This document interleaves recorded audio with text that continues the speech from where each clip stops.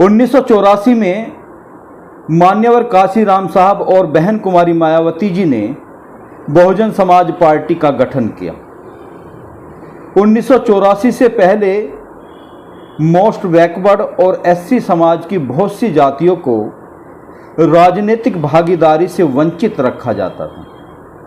इसलिए most backward और SC समाज को राजनीतिक भागीदारी देने के लिए मान्यवर काशीराम साहब और आदरणीय बहन कुमारी मायावती जी ने एक नारा दिया, जिसकी जितनी हिस्सेदारी उसकी उतनी भाग्यदारी। 1984 में तब तक एक भी राजभर का बेटा चुनाव लड़ने को नहीं पाया था, एक भी पाल का बेटा चुनाव लड़ने को नहीं पाया था। मौर्य का बेटा, नाई का बेटा, विश्वकर्मा का बेटा, लोहार का बेटा, सब समाज के लोग, गडेरिया पाल का बेटा, निषाद का बेटा। ये तो धन्यवाद देता हूँ माननीय कांशीराम साहब को, माननीय बहन जी को, जिन्होंने एक बहुजन समाज पार्टी बनाई और एक नारा दिया कि जिसकी इतनी संख्या भारी उसकी उतनी हिस्सेदारी।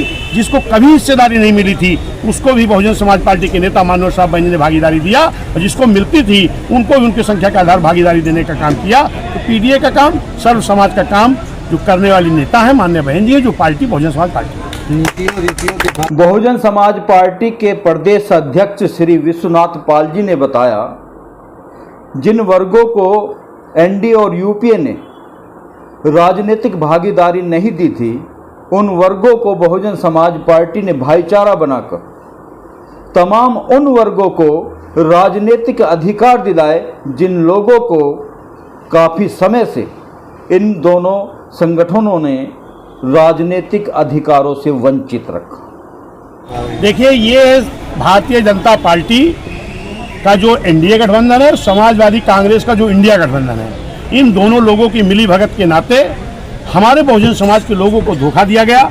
चाहे वो 22 में दिया गया था पुरानी पेंशन के नाम पर, जबकि वो कुछ नहीं करने वाले हैं, ना इंडिया के लोग ना इंडिया के लोग, और इधर संविधान बचाने के नाम पर फिर एक धोखा दिया। हम वोट के बाद गांव में गए अपने लोगों के बीच में, हमने गांव में लोगों से पूछा कि भाई ये वोट क्यों कम हो गया, तो उन्होंने कहा साहब ये कांग्रेस और समाजवादी के लोग जो है ना, ये मुस्लिम समाज को डरवाते हैं कि अगर भाजपा आ गई तुम्हारा नुकसान हो जाएगा। अब की तो एससी एसटी को भी डरवा दिया, कहा कि अगर भाजपा आ गई तुम्हारा संविधान बदल देगी। तो गांव में जाके कांग्रेस सपा के लोगों ने धोखा दिया कि जो आपके बच्चों को शिक्षा मिल रही संविधान के बल पर, जो आपको बच्चों को नौकरी मिल रही संविधान के बल पर, जो आपको मान सम्मान मिल रहा संविधान के बल पर, ये संविधान भाजपा बदल देगी। इस बार का लोकसभा चुनाव बड़ा विचित्र हुआ। भारतीय संविधान पर खतरा है कि नाम पर इस देश के मोस्ट बैकवर्ड और दलितों की वोट ली जाती है, और जबकि भली भांति ये लोग जानते हैं कि आज तक बाबा साहब भीमराव अंबेडकर जी के संविधान को लिखे हुए कितने दिन हो गए और अभी तक सही तरह से लागू किन लोगों ने नहीं किया, किन लोगों की सरकार इस देश में है।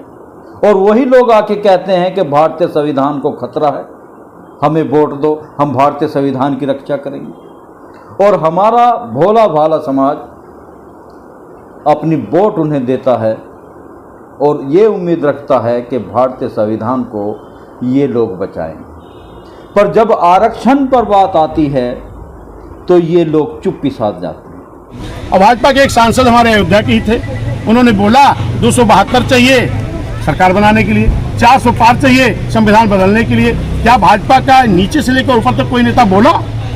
ये मिली भगत उनकी है, और उसी को समाजवादी कांग्रेस लोगों ने कहा हम संविधान बचाएंगे, जबकि बाबा साहब ने इस संविधान को इतना मजबूत बनाया है कि इतनी आसानी से संविधान बदला नहीं जा सकता। देखा जाए तो भारतीय संविधान बेमिसाल है।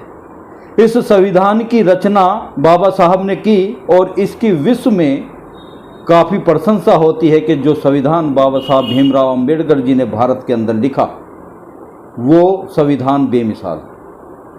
पर दूषित मानसिकता के तहत या जातिवादी मानसिकता के तहत कह सकते हैं कि भारतीय संविधान में संशोधन कर करके उस संविधान की पवित्रता को मिटाने का प्रयास किया जा रहा है।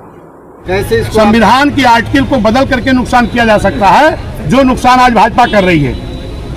तमाम सरकारी विभाग में जहां हमारे एससी एसटी ओबीसी का आरक्षण है, प्राइवेट करके नुकसान कर रहा है संविधान का। कांग्रेस पार्टी ने भी तमाम ऐसी जो आर्टिकल हमारा काका कालेर का आयोग था नहीं लागू होने दिया कांग्रेस ने, पिछड़ों का मंडल कमीशन लागू नहीं होने दिया कांग्रेस ने, हम लोग हक अधिकार नहीं लेने दिया कांग्रेस ने, समाजवादी ने तमाम आर्टिकल को बदल करके हमारा नुकसान करने का काम किया। ये हमारी जनता जानती है। अब बहुजन समाज पार्टी के लोग, सर समाज के लोग इंडिया गुमराह होने पर आने वाले नहीं है। आज तक इन पार्टियों ने SC ST OBC हितैषी बनने का पूरा दावा किया है। जब संवैधानिक रूप में इन लोगों को अधिकार देने की बात की जाती है तो ये लोग चुप्पी साध जाते हैं। क्या काका कालेकर आयोग हो, क्या पिछड़े वर्ग का मंडल कमीशन क्यों ना हो, पर ये लोग चुप्पी साध जाते हैं, क्योंकि कानूनी तौर पर ये लोग SC ST OBC के लोगों को अधिकार देने वाले नहीं। इसलिए बहुजन समाज पार्टी के तत्वाधान में सभी वर्गों के हितों को देखकर उनकी लड़ाई लड़ने का काम मान्यवर काशीराम और बहन कुमारी मायावती जी ने किया। कैसे आप इसको रोक पाएंगे, जबकि बसपा के लिए ये चुनाव ये तो आपको प्रमाण मिल गया है कटहरी के प्रथम से। इस लोकसभा चुनाव के बाद कोई और चुनाव नहीं हुआ है, खाली जिला पंचायत का हुआ है। और जिला पंचायत में माननीय हमारे पूर्व मंत्री जी हैं, यहाँ कारागार मंत्री जी हैं, इधर प्रत्याशी जी भी हैं, पूर्व प्रदेश अध्यक्ष जी हमारे हैं भीम राजभर जी, इधर सालिम अंसारी साहब हैं, हरिश्चंद्र गौतम जी हैं। हम लोगों ने बहन जी से बात किया कि बहन जी ये जिला पंचायत में हम लोग टेस्ट लेना चाहते हैं कि जो ये इंडिया के लोगों ने जो हमारे लोग धोखा दिया, गुमराह किया है, ये उससे बच पाए कि नहीं। बहन जी का लड़ा के देखो, हम लोगों ने लड़ाया, इसी इंडिया गठबंधन की जमानत नहीं बची है। इसी कटहरी में, कटहरी प्रथम से भाजपा को मात्र 400 कुछ वोट मिला, समाजवादी को 4000 कुछ मिला, और बहुजन समाज पार्टी की जो प्रत्याशी थी डिम्पल गौतम पत्नी अरविंद को कुछ मिला, 8000 कुछ मिला। और सुनिए, कैंडिडेट 3 ही थे, एक इंडिया का, एक एनडीए का, एक बीएसपी का।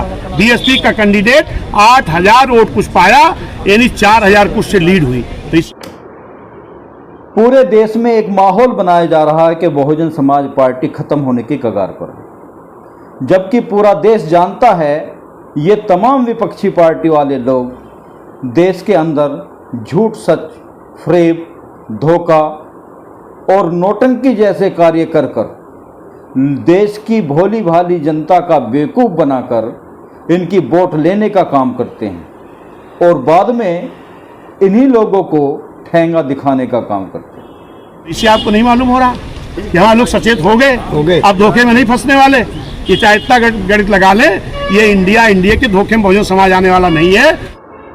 इस देश का बहुजन समाज अब इनके भकाए में आने वाला नहीं है। बहुजन समाज पार्टी की सुप्रीमो आदरणीय बहन कुमारी मायावती जी ने सर समाज में ऐसी अलग जगह दी है कि वो कहीं भी रहेगा पर अपने हक अधिकार मांगता रहेगा। इसलिए बहुजन समाज पार्टी की आदरणीय बहन कुमारी मायावती जी ने जो अलग इस देश के अंदर जगाई है, उसके लिए आदरणीय बहन कुमारी मायावती जी का हम धन्यवाद कर सकते हैं, उतना कम है। अब माननीय बहन जी को ये चुनाव जिता के संदेश देने का काम करेगा बहुजन समाज। आने वाले 27 में फिर से उत्तर प्रदेश को कब्जा करने का काम करेगा, बहन जी को मुख्यमंत्री बनाने का काम करेगा। धन्यवाद, शुक्रिया। जय भीम, जय भारत।